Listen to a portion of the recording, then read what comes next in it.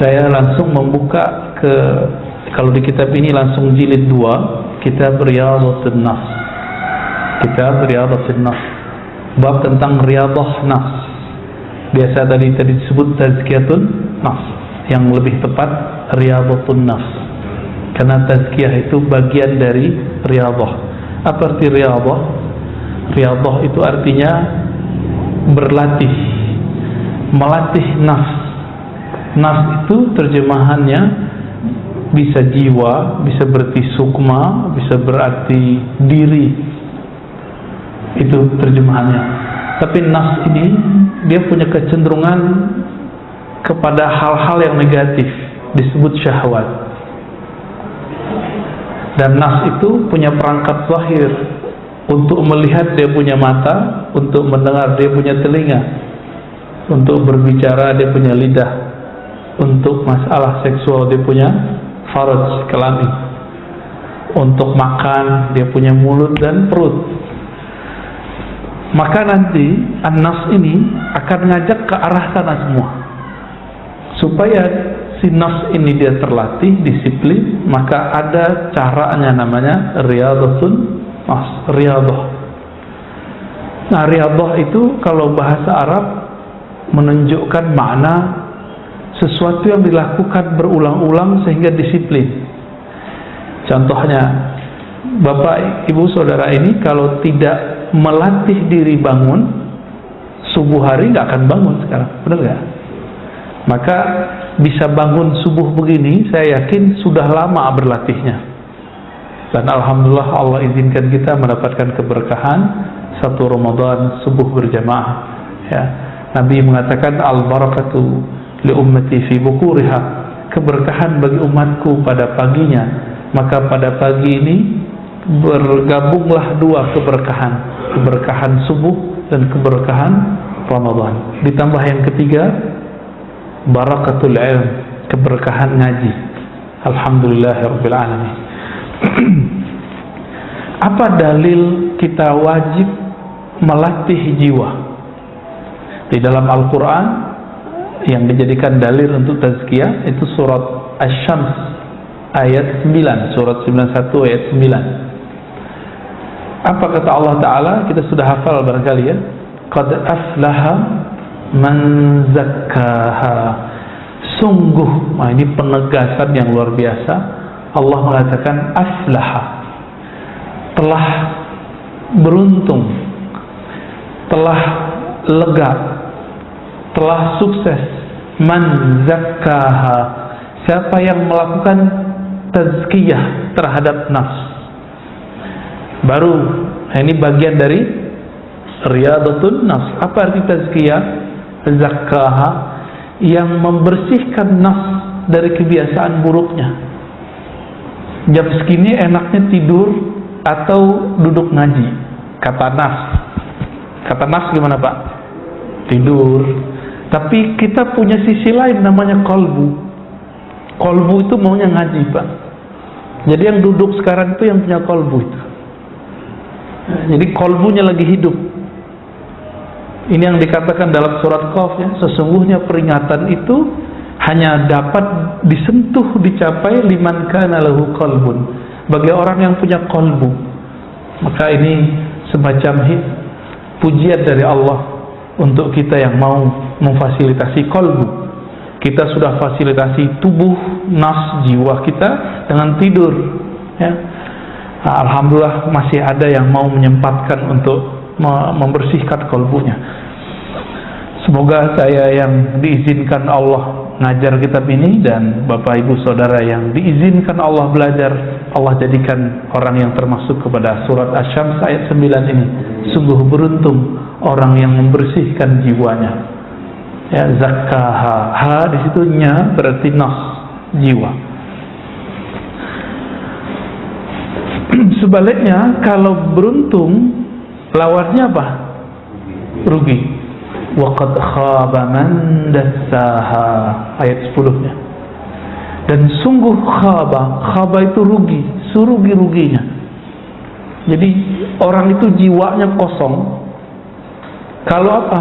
Man dassaha, orang yang membiarkan jiwanya mengikuti alur nafsnya. Nafs itu maunya ke bawah, kehendaknya itu rendah semua. Kalau makan, ya ujungnya kan jadi buang air besar juga, air kecil, semuanya rendah. Sedangkan kolbu maunya kita naik. Oleh karena itu, menurut Bapak Ibu semua, wajib nggak membersihkan diri, melatih jiwa, atau sunnah? Wajib. Itu wajib. Maka orang-orang yang mengatakannya sunnat, berarti dia belum paham Islam, iman, ihsan. Sholat itu wajib. Tapi sebelum sholat kita ngapain? Wudu. Wudu itu kan membersihkan fisik. Tapi adakah kita yang membersihkan badan dan dia juga membersihkan jiwanya saat dia berwudu? Jika itu terlaksana, maka khusyuk langkah pertama itu sudah tercapai. Jadi kenapa kita was-was di dalam sholat? Itu karena belum melakukan tazkiyatun nafs saat berwudu. Itu sebenarnya, ya.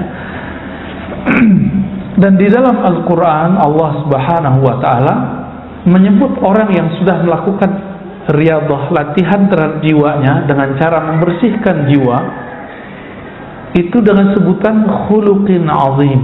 Siapa itu? Nabiuna Muhammad sallallahu alaihi wasallam. Maka dalam surat Al-Qalam ayat 4, ya, surat 68, Allah berfirman, "Wa innaka la'ala khuluqin azim." Sungguh engkau wahai Muhammad ala khuluq, ya, sungguh berada di atas akhlak yang azim. Kata azim berarti besar dan agung. Azim ini beda dengan kabir. Azim ini lebih menyentuhnya kepada rohani kita. Makanya Allah menyebut azim ini cuma beberapa kali. Rabbul Arsyil Azim, Rabb, pencipta, pengendali, pengatur aras yang agung. Tapi orang sekarang debat, Allah duduk di atas aras, Allah di atas aras, atau Allah cuma menguasai aras. Itu perdebatannya sekarang. Orang nggak mau memahami apa lafaz azim itu. Orang sekarang berdebat, saya tidak tahu aras itu makhluk atau bukan. Itu perdebatan yang berbahaya, ya. Padahal Allah bermaksud menyebut aras bukan untuk kita berdebat, ini duduk di atas, bertempat di atas. Itu kesalahan arah orientasi beragama. Cuma karena jamaah sebagian sudah terjebak membayang-bayangkan Allah, maka kita juga kadang-kadang harus bahas. Tapi pada pagi ini kita nggak akan bahas begitu, Pak, ya. Kita lebih ke arah tazkiyatun nafsnya. Hadis yang sering kita dengar itu jarang orang menyebutkan sumbernya. Setiap bulan Maulid, bulan Rabiul Awal, orang menyebutkan hadis innama bu'itsu liutammima makarimal akhlaq. Itu kan satu redaksi. Itu riwayat siapa? Ternyata riwayat ini gak pernah dibahas oleh para asatis, para dai sepanjang hidupnya. Bahkan dari kecil dia membahas Maulid, dia gak tahu itu hadis riwayat siapa. Ya enggak? Udah tahu Pak riwayat siapa, Pak? Gak tahu kan? Tuh kenapa tuh gak tahu? Katanya nyuruh belajar dari kecil, dari brojol dan bumi, ya, al-mahdi ilal lahdi, sampai ke liang lahat. Si ustadz yang ngomong begini aja nggak tahu Pak hadisnya, dia nggak mau mencari di mana sumbernya. Jadi berarti dia juga membiarkan dirinya dalam jahlun, ya, kejahilan itu, taklid jadinya. Nah, setelah kita teliti, di sini nggak disebutkan rawinya, ya. Itu ternyata ketemu redaksi ini dalam riwayat Imam Malik, riwayat Imam Baihaqi, Imam Tabrani, riwayat Imam Ahmad dengan redaksi yang bermacam-macam. Ada yang kalau di sini utammima, untuk menyempurnakan akhlak. Ada yang lafaznya yang lain, ya, usliha, atau lafaz sejenisnya mahasinal akhlak, ya. Maka agama itu, goalnya beragama itu akhlak yang azim tadi. Maka akhlak yang azim ini meskipun tidak memberikan orang duit, tapi kalau akhlaknya azim, nggak dikasih duit pun orang ridho. Kita ngasih orang duit, orang seneng Pak, tapi kita omongin, dasar lo pengemis, gimana Pak? Seneng nggak dia? Maka beda, berbagi itu tanda orang yang suka bersedekah. Tetapi akhlak, inilah yang akan mempertahankan ini amal naik nggak ke langit. Jadi banyak kita yang memisahkan antara ibadah dengan akhlak, ngaji sama akhlak. Maka sekarang orang banyak belajar yang disebut hijrah, ya. Tapi hijrahnya kok malah jadi galak sama orang tuanya, jadi serem sama jamaah, ya. Jadi suka nyalah-nyalahin orang. Ini kan berarti akhlaknya gagal, berarti dia belum nemu qad aflaha man zakkaha. Maka teman-teman yang belajar agamanya membuat kita konflik dengan orang, coba dikaji lagi dan ditanya lagi hatinya, ini emang begini agama yang Nabi ajarkan? Coba tanya-tanya lagi dalam hati itu. Menyalahkan, membenarkan itu bukan urusan kolbu, itu urusan ini Pak. Itu beragamanya baru masih sampai di sini. Dalam ilmu akliyat itu disebutkan akal ini tugasnya dua aja, membenarkan atau menolak, menyalahkan. Jadi kalau orang suka nyalah-nyalahin, ini belum dapat ya. Akhlak itu dari sini, dari dalam kolbu, ya.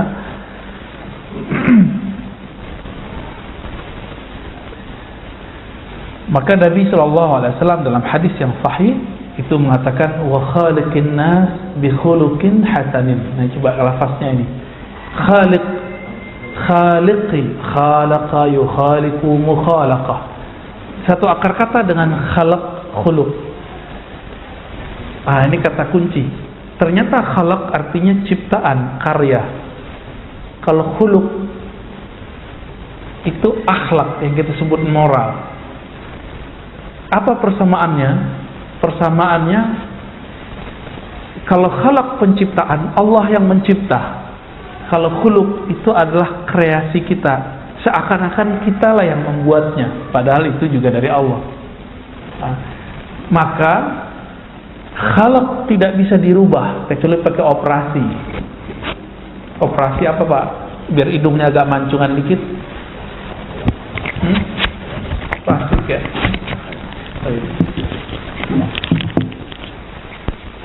Jadi pada dasarnya wajah nggak bisa dirubah, tapi akhlak bisa dirubah nggak?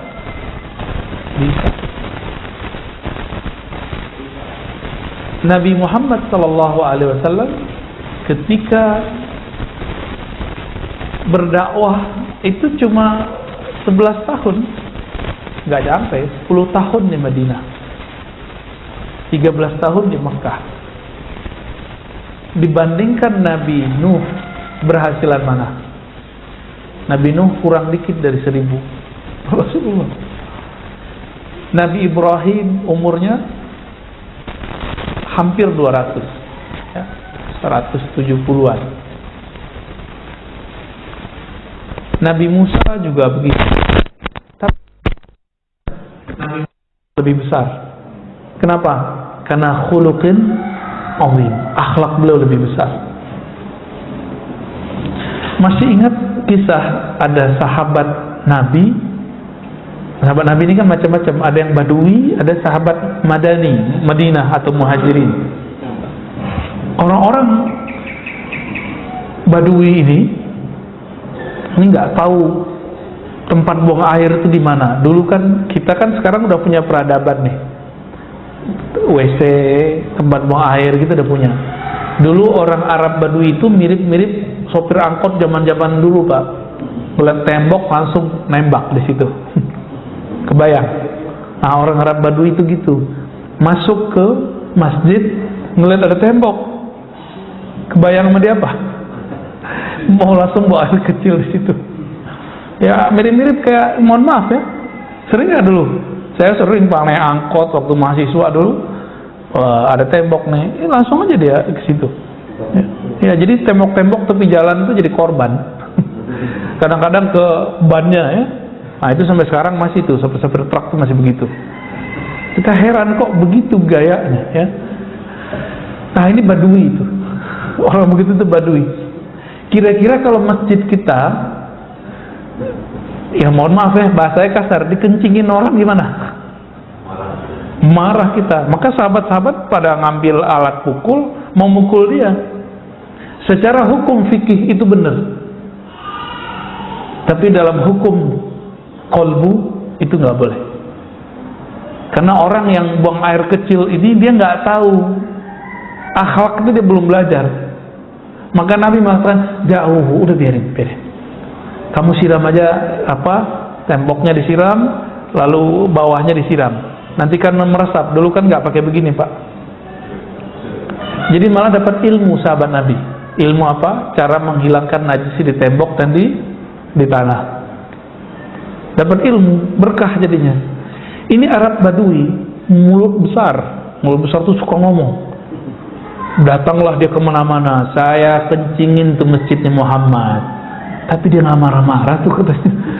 Jadi orang-orang akhirnya penasaran. Bulan berikut terjadi gelombang besar-besaran, orang Arab Badui masuk Islam. Jadi cuma karena urusan buang air kecil. Ya, begitu Rasulullah. Tapi hari ini gimana orang berdakwah? Tak begitu. Cuma ngaji di YouTube, ngaji di TV, berantem di masjid. Maka masjid itu jadi tempat suka berantem hari ini. Ya enggak? Ya, masjid ini mungkin pernah berantem dulu ya. Apa kata Nabi? Wa khaliqin nas bi khuluqin hasan. Hendaklah kamu berusaha berakhlak, bermoral, menciptakan kondisi kepada nas. Nas ini bukan hanya orang beriman, siapa aja, apalagi orang yang beriman. Bi khuluqin hasanin, dengan khuluq, dengan akhlak yang hasan. Hasan itu bagus. Maka orang-orang naik pangkat di sisi Allah itu bukan karena dia banyak sholatnya, tapi karena dia bagus akhlaknya. Di masa Rasulullah SAW ada seorang perempuan yang setiap hari sholat tahajud, setiap malam tahajud, setiap hari dia sholat zikir. Tapi Nabi mengatakan finnar, dia masuk neraka. Kenapa? Kesolehannya baru sampai di fisik.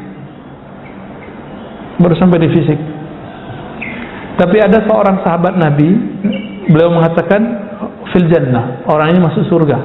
Semua hadis ini sahih, ada dalam kitab Sahih Bukhari dan Muslim. Ketika diteliti, ternyata orangnya punya cuma satu akhlak. Apa akhlaknya? Salamatus sadr. Dia tidak pernah menyimpan kebencian kepada orang.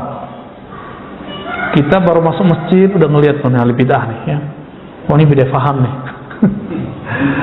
Pasti begitu ya. Nah, coba sekarang kalau masuk masjid baca doa. Apa doanya? Allahumma inni as'aluka, Allahumma aftahli abwaaba rahmatik ya. Kalau as'alukanya keluar ya. Allahumma aftahli abwaaba rahmatik. Ya Allah, bukakan kepadaku bukan satu pintu tapi abwaab. Apa arti abwaab? Pintu, banyak pintu. Banyak pintu rahmat Engkau ya Allah. Maka banyak pintu di sini.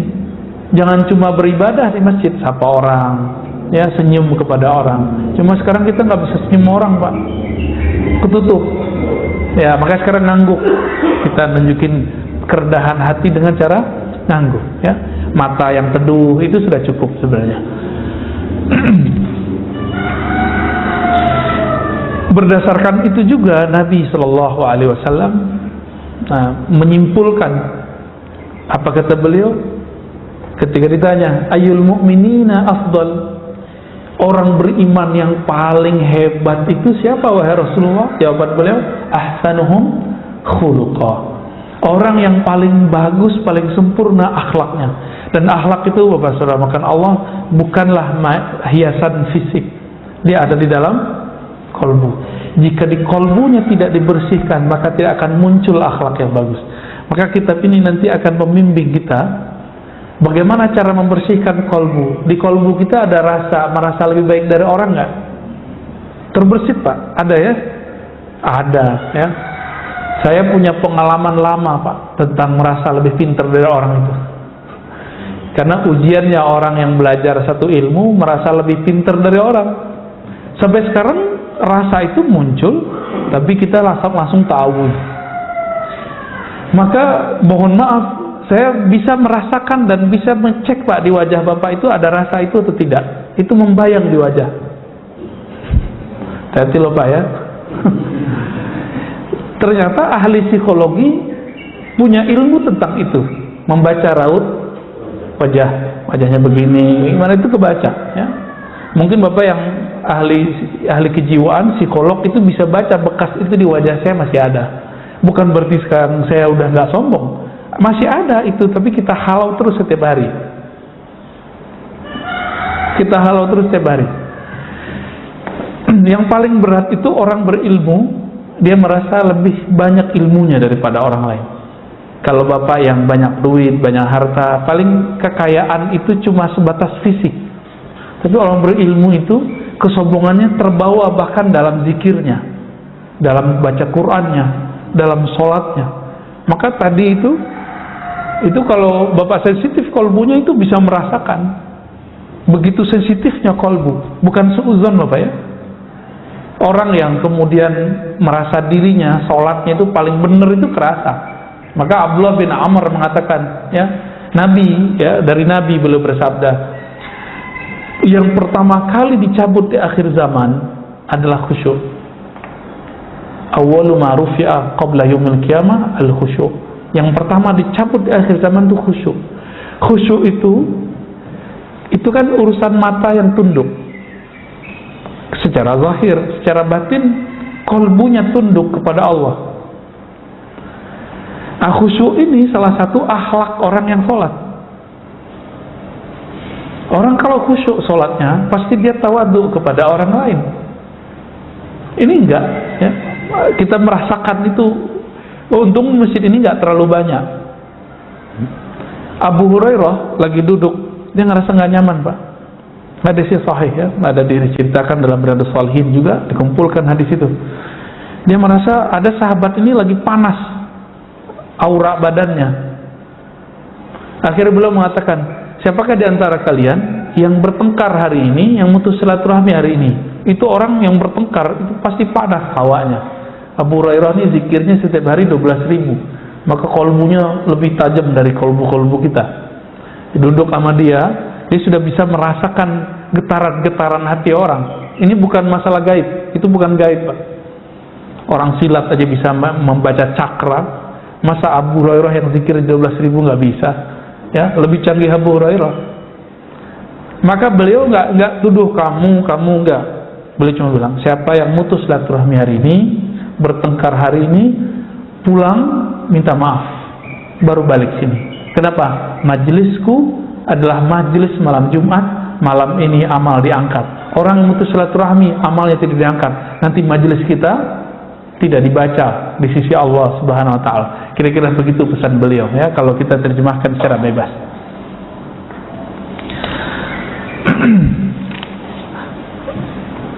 Di dalam Al-Quran itu pesan akhlaknya sangat banyak. Misalnya kita sering dengar imam baca ayat wal qaziminal ghaidha wal 'afina 'anil nas. Surah Ali Imran kan sering dibaca itu. Itu pesannya akhlak. Selama ini sering dengar apa arti kazim? Kaziminal ghaidh. Bukan memendam emosi, tapi kazimin itu yang menghalau emosi. Kaziminal ghaidh. Maka salah satu zuriat Nabi dulu ada namanya Musa al-Kazim, karena beliau itu nggak pernah marah. Mau dibully orang segimana aja dia nggak pernah marah. Ini Musa al-Kazim, ya. Anaknya Syekh Asnawi Caringin itu namanya Ahmad Kazim. Saya pernah berziarah ke sana, kaget juga kita namanya Ahmad al-Kazim. Lalu bagaimana cara untuk mendapatkan husnul khuluq atau al-akhlaq al-hamidah, al-akhlaq yang sempurna, yang baik? Beliau memberikan tips kepada kita. Caranya adalah bersihkan sumbernya, maka hulunya gitu ya, muaranya akan bersih. Bersihkan dari dalam. Jadi jangan cuma bersihkan luarannya. Saya hijrah nih, ganti pakaian dari pakaian biasa ya, robek-robek, sekarang pakai gamis. Itu bisa merubah akhlak nggak?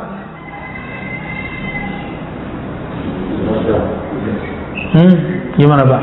Belum tentu. Bisa jadi preman bergamis. Ya tadi Pak, pakai serban, pakai kopiah, ya pakai ginian, ya. Terus pegang mic, udah jadi ustadz aja. Kira-kira gimana? Kolbunya belum dibenerin. Kalau dia ceramah, kira-kira gimana? Nah itu, Bapak sudah tahu jawabannya. Dia kalau nanti ceramah cuma ganti casing. Dulu menghujat orang tepi jalan, sekarang menghujat orang yang beda paham dengan dia. Itu aja bedanya.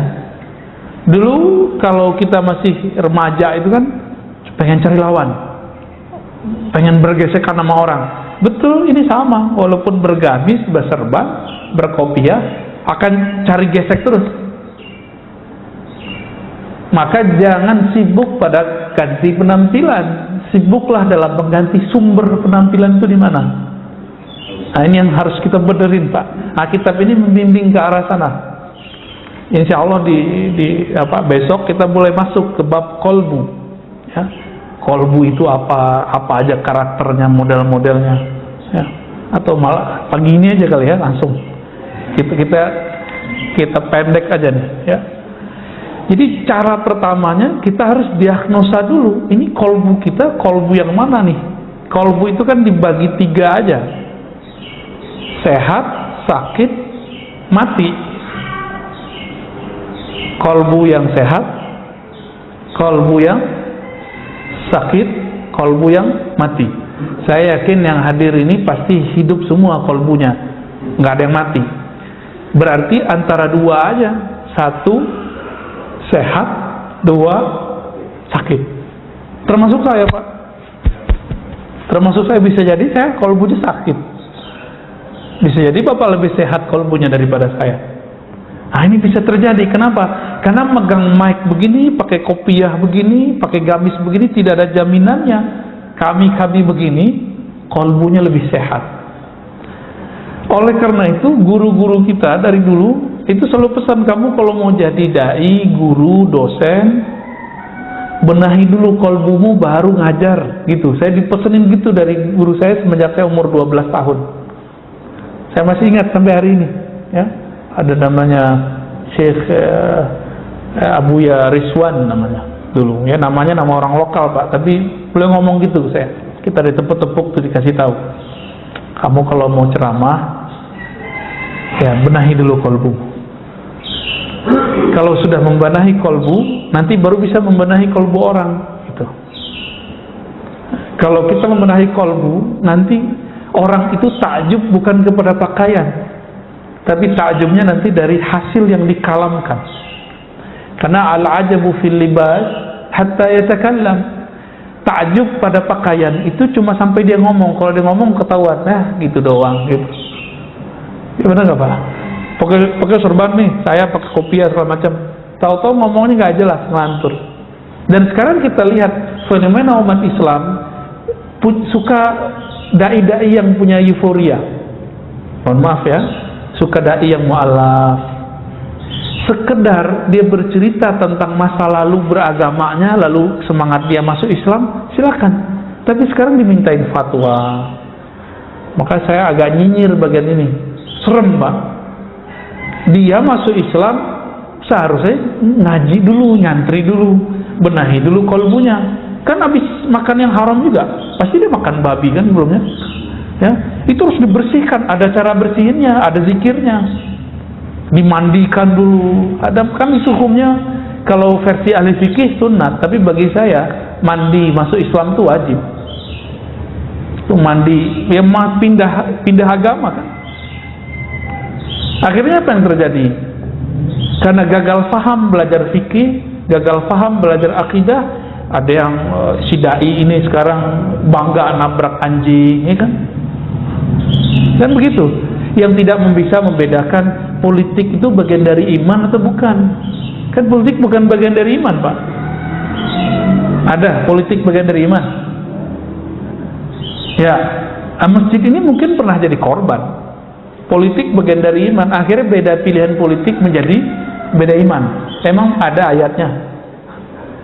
Nah, itu akibat si dai, si muallim belajarnya bukan dengan kolbu. Kolbunya belum dibenahi. Akhirnya kata orang, berita, pecahlah kita selama 2018-2019. Mau diulang lagi 2023-2024. Ini tinggal berapa tahun nih? Ini 2021, Pak. Tinggal nunggu 2023-2024. Nah, kita nggak mau itu terjadi. Kalau itu terjadi lagi nggak tahu deh, ya. Gimana jadinya masjid-masjid kita ntar, ya. Kawan saya sampai nggak mau sholat Jumat di kantor-kantor dulu. Kenapa? Setiap kali Jumatan dia mendengarkan hate speech, ya, ujaran-ujaran kebencian. Padahal dia sama pilihannya sama si ustadznya. Kok bisa gitu? Nah, kolbu yang sehat itu ciri-cirinya sederhana. Kolbu yang sehat itu yang bisa menikmati hidangan-hidangan kolbu. Hidangan kolbu bernama sholat. Sholatnya nikmat, atau imam itu kalau ngimamin berasa kayak capek kita, Pak. Ya, panjang nih bacaannya. Nah, berarti dominan tubuh ini nafs kita daripada kolbu. Jadi kolbu yang sehat itu yang kolbunya mendominasi jiwanya. Kolbunya mengatur jiwanya, bukan jiwanya ngatur kolbunya. Kolbu yang sakit sebaliknya, jiwanya ini, nafsnya ini mengatur kolbunya. Kalau seorang ustadz, muallim atau public figure sama, senangnya punya pengikut bukan? Follower kalau artis. Maka dia kalau ilmunya baru sampai di follower, jika nanti followernya terancam kabur, dia akan berusaha bagaimana cara memperbaiki itu walaupun mengorbankan kolbunya. Maka kita lihat ini sudah banyak, kan? Banyak sekali para dai menjadi mad'u. Dia dai artinya ngajak, tapi malah diajak. Dia seharusnya influencer, memberi pengaruh, tapi malah dia dipengaruhi. Seharusnya dia menjadi orang yang diikuti, sekarang dia mengikuti selera followernya. Pilih mana? Kira-kira gimana, Pak? Itu menyaksikan nggak? Banyak yang begitu. Banyak, Pak. Dulu teman kita lurus, ngajar aja. Sekarang karena jamaah sekitarnya itu ingin menggiring dia ke arah politik praktis, dia sekarang ngomong politik praktis. Padahal si ustadz ini tadinya itu dicintai banyak umat. Karena dia mulai masuk ke politik praktis, kita mesti berpolitik, Pak. Harus ada orang yang masuk ke politik praktis, itu fardu kifayah. Tapi si ustadz yang di bagian ini seharusnya tidak. Dia cukup mendorong semangat kebangkitan Islam. Untuk urusan politik praktis dia nggak usah macam-macam lah. Akhirnya apa? Orang yang tadinya suka ngaji sama dia sekarang udah nggak ngaji sama dia. Jadi jangan-jangan kalau kita masuk ke bukan wilayah kita untuk nyenengin satu kelompok, kita gagal untuk bisa menyinari kelompok yang lain. Nah, ini terjadi, ya. Dan yang ketiga, kolbu yang mati. Kalau yang sakit tadi itu ayatnya fi qulubihim maradun fazadahumullahu marada. Di kolbu mereka ada penyakit. Kalau sekali kita biarkan penyakit itu, maka penyakit akan bertambah. Kalau orang yang mati kolbunya, sawaun alaihim, sama saja. Kamu ajak nggak kamu ajak, nggak ada efeknya. Ramadan datang, Ramadan nggak datang, dia gitu-gitu aja. Nah, saya berhusnuzon kita antara sakit dan sehat itu kayaknya sekarang, ya. Bener ya? Ceknya tadi sholatnya khusyuk nggak? Nggak ya? Nggak apa-apa Pak. Tapi pengen khusyuk kan? Berarti normal, sehat, ada keinginan mau sehat. Kalau kita badan sakit, datang ke dokter nggak? Nah, Bapak mau ngaji begini kan berarti pengen bener kolbunya, waras berarti kolbunya. Ya. Kalau ada orang sakit nggak mau berobat, waras nggak? Mungkin dia habis kena brainwash, saya pakai herbal aja Ustaz. Ya betul, tapi kalau penyakitnya parah bisa nggak pakai herbal biasa? Indonesia sekarang belum populer, dokter herbal itu belum populer. Baru muncul nih kan di YouTube nih beberapa dokter, tapi juga dia kepekarannya bukan di herbal. Herbal ini kan masih masalah lagi. Nah, akhirnya kena cuci otak dia nggak mau berobat. Apa yang terjadi? Sakitnya tambah parah, begitu. Inilah sekarang yang terjadi. Ketika ilmu tentang obat hati ini dianggap sesat, maka yang terjadi adalah orang tambah jauh dari ilmu ini. Mungkin karena penamaan ilmunya tidak cocok, disebut ilmu ini misalnya ilmu tasawuf, akhirnya orang ganti nama, Tazkiyatun Nas. Kalau saya nyebutnya Riyadatun Nas, ya, nyebutnya riyadah, latihan nafs kalau mau disebut, karena kitabnya menyebutkan itu, ya. Nah, insya Allah nanti kita akan cek penyakit apa aja yang ada di kolbu, cara diagnosanya 1, 2, 3. Kalau ada berarti positif, kena virus penyakit kolbu. Nanti dari cara kita mengetahui itu, sebab-sebabnya apa, akan ketahuan cara ngobatin kolbunya. Nanti ada bertahap insya Allah, ya. Insya Allah ke pertemuan besok kita akan mulai masuk ke penyakit pertama dalam kolbu, yaitu al-kibr, ya. Penyakit sombong dan turunannya nanti insya Allah. Ini penyakit paling tua, penyakit yang dulu pernah diidap oleh iblis dan sampai sekarang nggak sembuh-sembuh, ya. Semoga Allah jaga kolbu kita dari selainnya, amin ya rabbal alamin. Ada diskusi Pak, apa udah? Cukup ya?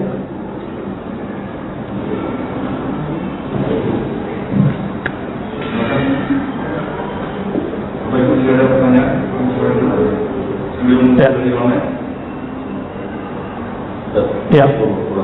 Assalamualaikum. Tadi mengenai kritik atau apa gitu ya.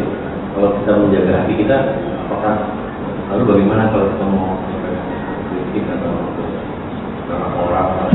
Ya. Bagaimana caranya? Ya. Tadi imam kita baca ayat wa tawasau bil marhamah. Kita selama ini fokus di surat Al-Asr, wa tawasau bil haq, berwasiat dengan kebenaran. Jadi kita merasa benar nih. Nah, ini dosanya para pemberi kritik merasa benar. Itu kesalahannya. Karena dia merasa benar, muncullah kesombongan, dirinya lebih benar dari yang dia kritik. Nah, berarti dia belum benar-benar berwasiat. Maka di surat tadi Al-Balad tadi ya, wa tawasau bil marhamah, dan hendaklah mereka saling berwasiat, ya, dengan cara marhamah. Apa arti marhamah? Penuh kasih sayang. Jadi kalau negur orang tuh jangan, ini bid'ah nih, gak begitu caranya. Imam Syafi'i itu negur lama, beliau Imam Salafus Saleh. Apa kata beliau? Engkau kalau menegurku depan orang, jangan salahkan jika hatiku, nafsu, jiwaku susah nerimanya. Jadi kalau menegur gimana? Ajak ke ruang berdua.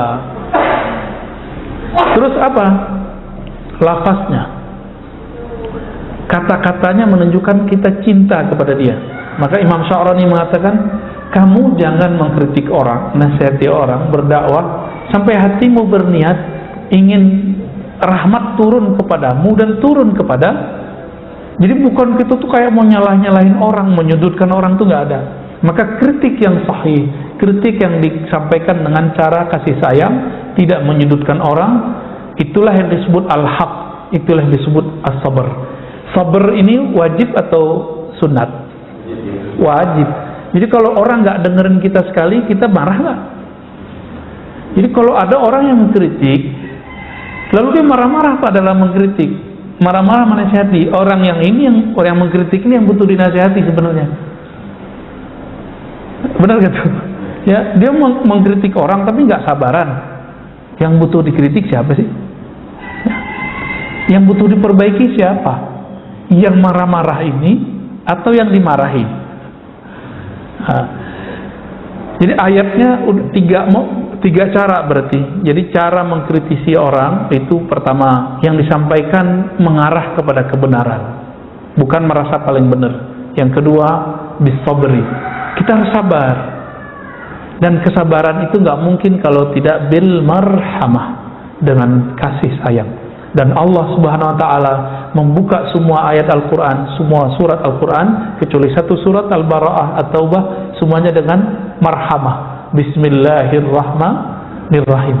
Jadi Allah itu ingin kita ini tidak membayangkannya seserem guru-guru sekarang membayangkan Allah tentang Allah ke anak-anak.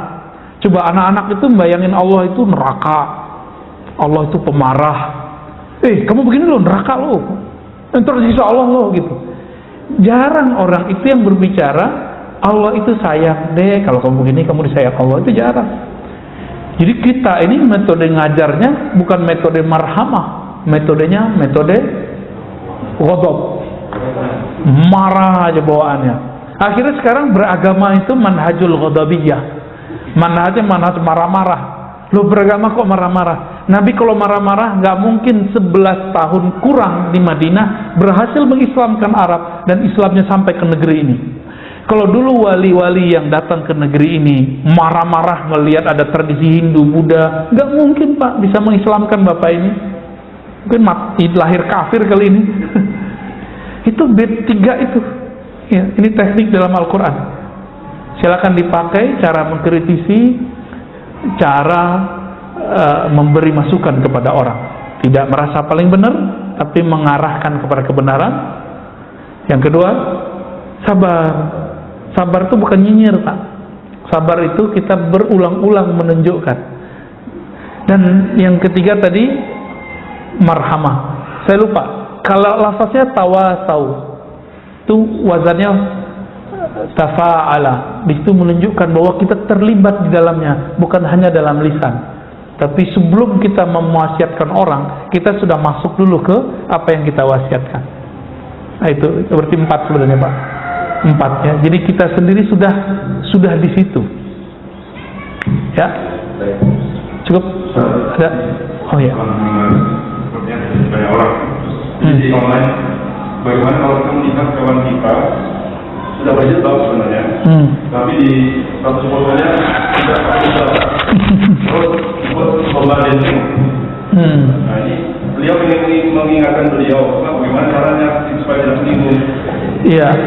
Kalau ada orang belum berjilbab, jilbab itu kan model nutup aurat. Itu fisik, Pak. Targetnya bukan dia pakai aurat, nutup aurat atau enggak. Targetnya dia mengenal siapa yang nyuruh nutup aurat. Maka kenalkan dulu orang ini kepada yang memerintahkan nutup aurat siapa? Allah. Jadi kenalkan dulu Allah itu sayang kamu. Jangan bayangkan altar neraka, lo neraka lagi. Nanti kalau dia merasa safety daripada ancaman-ancaman neraka, dia buka jilbab lagi, Pak.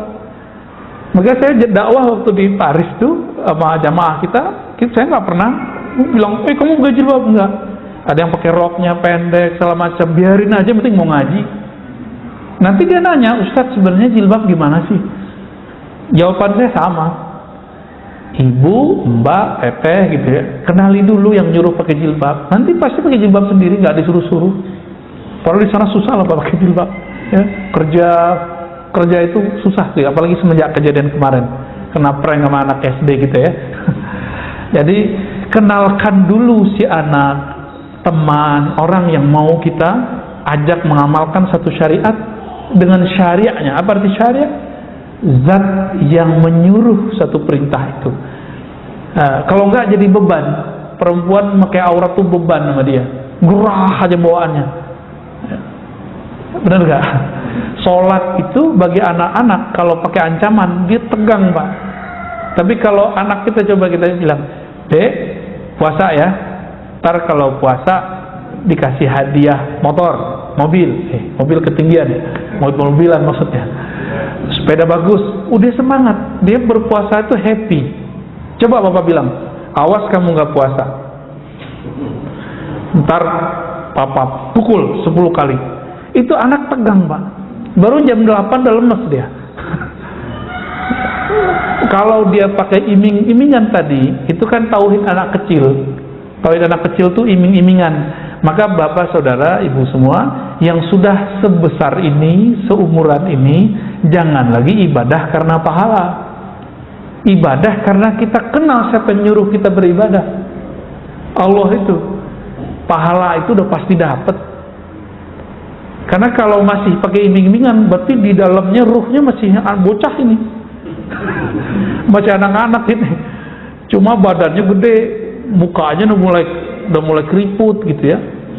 Dalamnya masih bocah. Tauhid anak-anak, tauhidus sedian. Ini semoga pagi ini langsung naik menjadi tauhid remaja, tauhid dewasa. Puasa bukan karena iming-imingan surga, tapi karena ingin diridhoi sama yang punya surga. Kalau yang punya surga dari ridho, masuk surga nggak? Pasti masuk surga. Pasti jauh dari neraka nggak? Pasti dijauhin. Baru nanti harapan ke surganya itu full, karena kita kenal siapa yang nyuruh puasa. Itu Pak. Udah cukup ya. Jadi berdasarkan ini, berdasarkan Allah, berpuasa di masa pandemi ini semoga tidak mengurangi rasa hikmatnya. Kita alhamdulillah difasilitasi oleh teman-teman pengurus. Semoga Allah memakmurkan hati mereka dengan keikhlasan. Amin ya rabbal alamin. Dan untuk kita yang ngaji, Allah terima puasa kita, salat kita, zikir kita, dan Allah sempurnakan kekurangan kita. Amin ya rabbal alamin. Allahumma nas'aluka khaira hadzal yawm wa khairan fihi wa ba'da, wa na'udzubika min syarri hadzal yawm syarri ma fihi wa ba'da. Ya Allah, kami minta kebaikan, keberkahan, cahaya di hari ini dan cahaya setelahnya, kebaikan setelahnya, dan jaga kami ya Allah dari keburukan hari ini dan keburukan setelahnya. Rabbana atina fid dunya hasanah wa fil akhirati hasanah wa qina adzabannar. Wa sallallahu ala nabiyyina Muhammad wa alhamdulillahi rabbil alamin. Demikian dari saya, mohon maaf. Assalamualaikum warahmatullahi wabarakatuh.